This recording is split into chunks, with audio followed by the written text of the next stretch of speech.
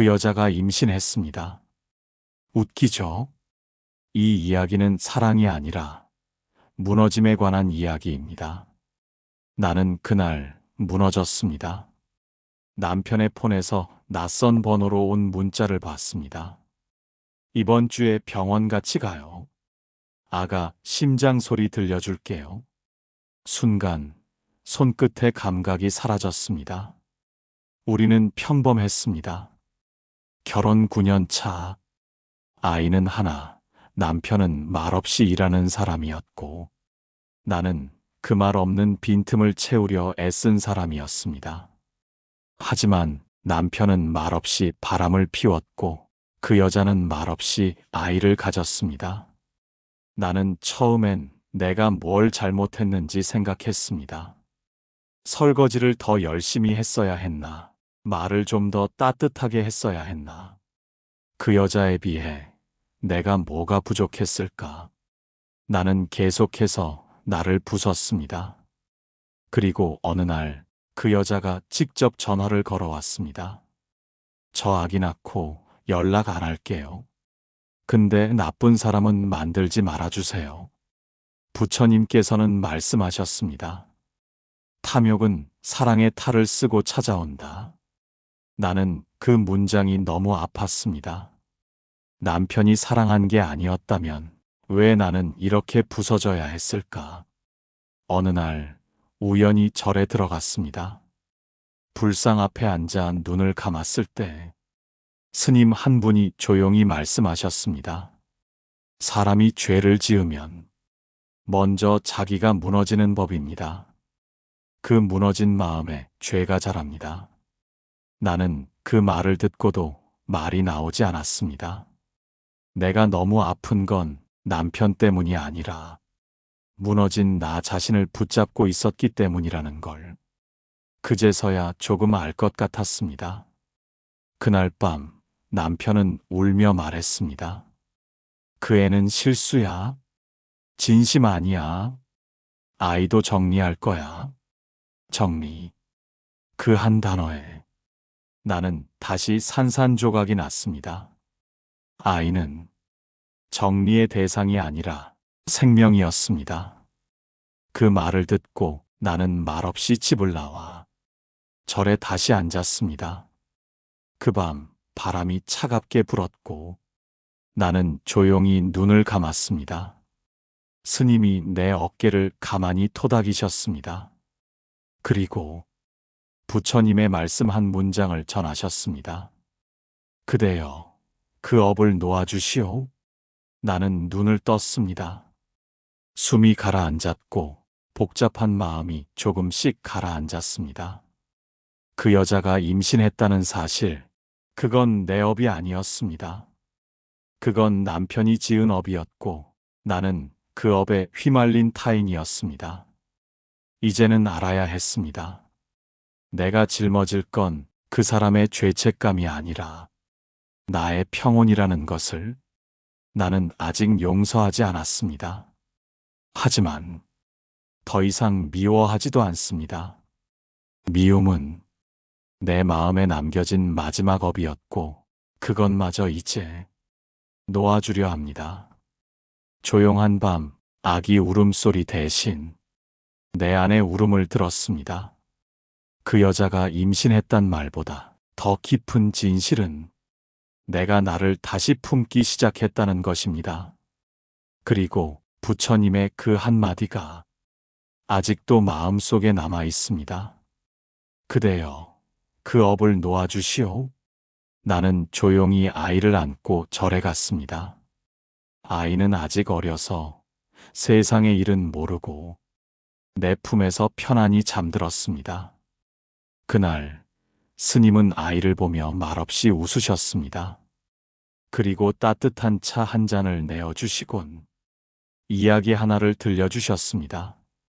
어느 날 부처님께 제자가 물었습니다.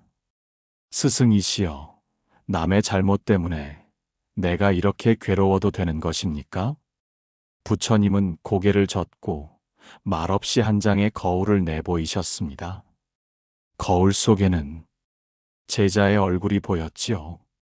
그 순간 제자는 눈물을 흘렸습니다.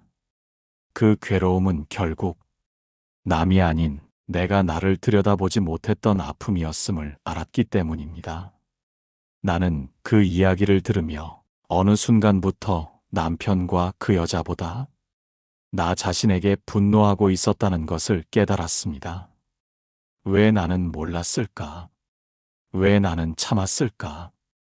왜 나는 사랑이라 믿었을까? 그리고 왜 나는 내 마음을 그렇게 오래 방치했을까? 며칠 후 남편이 또다시 찾아왔습니다. 어쩌면 이번이 마지막 일 수도 있다는 걸 그 사람도 알고 있었는지 무릎을 꿇고 울기 시작했습니다. 그 여자는 그냥 외로웠던 거야. 나도 그랬고. 근데 이게 이렇게까지 될 줄은 몰랐어. 나는 말없이 앉아 있었습니다. 그 말들에 대꾸하지 않았습니다. 이제는 알았기 때문입니다. 그 사람의 고백은 내 상처를 회복시켜주는 약이 될 수 없다는 걸. 그의 후회는 내가 다시 안아야 할 이유가 될 수 없다는 걸. 부처님께선 이런 말씀도 하셨습니다. 그대여, 누군가가 그대를 아프게 했을지라도 그대는 그대의 고요를 버리지 마시오. 그 말이 비수처럼 가슴에 꽂히다가도 서서히 나를 일으켜 세웠습니다. 그 사람은 내 남편이었지만 이제는 그의 선택이 내 생을 흔들 수 없어야 했습니다. 그 사람이 지은 인연은 그 사람이 짊어질 뿐 나는 더 이상 그 그림자 속에 머물지 않기로 했습니다. 그날 밤 아이가 잠든 후 나는 방 안에서 향을 피웠습니다. 그리고 그 사람에게 이렇게 문자를 남겼습니다. 이제 그 아이와 그 여자를 책임지세요. 내가 내려놓는 건 당신이 아닙니다. 나 자신을 다시 품는 중입니다. 그 문자를 보내고 나니 눈물이 났습니다. 진심이었지만 너무 아팠기 때문입니다. 그 사람을 놓는 게 아니라 내 안에 쥐고 있던 슬픔을 놓는 일이었기 때문에. 며칠이 지나 그 사람에게서 아무 답도 오지 않았습니다. 대신 조용히 이사 갔다는 소문만 들려왔습니다. 놀랍게도 나는 아무렇지도 않았습니다. 아무것도 아닌 듯한 그 공백 속에 묘한 평온이 깃들어 있었습니다. 부처님께서는 이별에 대하여 이런 말씀을 남기셨습니다. 진실한 사랑은 붙잡지 않으며 지혜로운 사랑은 묶지 않느니라. 나는 이제 그 말을 이해하게 되었습니다. 그 사람을 묻고 싶었던 그 시절의 나, 그 여자를 미워하며 날카로워졌던 나, 자기 자신을 탓하며 울던 그 모든 순간이 이제는 감사의 자리가 되어가고 있었습니다. 왜냐면 그 모든 무너짐이 있었기에 나는 지금 내 안에 평온을 배우고 있기 때문입니다. 나는 아직 완전히 괜찮진 않습니다. 밤마다 기억이 불쑥불쑥 올라올 때도 있고 가끔은 그 여자의 얼굴도 떠오릅니다. 하지만 이제 그 얼굴 앞에서도 내 마음이 휘청이지 않습니다. 왜냐면 그 얼굴은 이제 내 인생이 아니라 그 사람의 업이기 때문입니다. 이제 나는 더 이상 묻지 않습니다. 왜 나였는가? 왜 나를 이렇게 만들었는가? 그 질문을 내려놓고 대신 이렇게 말합니다. 이 삶에서 배워야 할 것이었을 뿐. 그리고 오늘도 부처님의 말씀 한 줄을 되뇌입니다. 그대여, 그 업을 놓아주시오. 한참을 울고 난 뒤 나는 문득 거울 앞에 섰습니다. 오랜만에 마주한 내 얼굴은 생각보다 덜 상해 있었습니다. 기대한 것보다 더 강한 얼굴이었습니다. 그제야 깨달았습니다. 나는 버텨낸 게 아니라 이미 지나온 것이었습니다. 절의 연못가에 앉아있던 날, 스님께서 조용히 다가와 말씀하셨습니다. 사람의 인연은 물과 같소. 마시고, 적시고, 흘려보내야 할 것이 다 다르지요. 문제는 마셔야 할 것을 움켜쥐고, 놓아야 할 것을 되새기며, 스스로 목말라 한다는 데 있습니다. 나는 고개를 끄덕였습니다. 그 사람은 마셔야 할 인연이 아니었습니다. 내가 너무 오래 움켜쥐고 있었던 것뿐이었습니다. 어느 날 꿈을 꿨습니다. 작은 방, 아이가 웃고 있었고 그 앞에 내가 있었습니다. 그리고 그 뒤편엔 어디론가 멀어지는 그림자가 하나 있었습니다.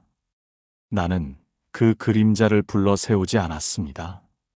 그건 내가 놓은 사람이었으니까요. 그건 더 이상 내가 살아갈 방향이 아니었으니까요. 가끔 부처님께선 왜 고통을 허락하셨을까 생각할 때가 있습니다. 그럴 때마다 들려오는 한 말씀, 고통은 그대를 가르치는 인연이요.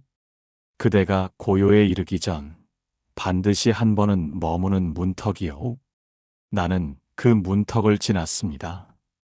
사랑이라 착각했던 욕망, 자비를 흉내낸 집착, 그 모든 것이 결국 나를 부수기 위한 것이 아니라 다시 나를 짓기 위한 과정이었다는 걸 이제는 알겠습니다. 요즘 나는 하루 한 번 창밖 하늘을 바라보며 짧게 이렇게 읊습니다. 그대여, 오늘도 내 마음의 업을 놓아주오. 이제는 미워하지도 않고 붙잡지도 않고 묻지도 않습니다.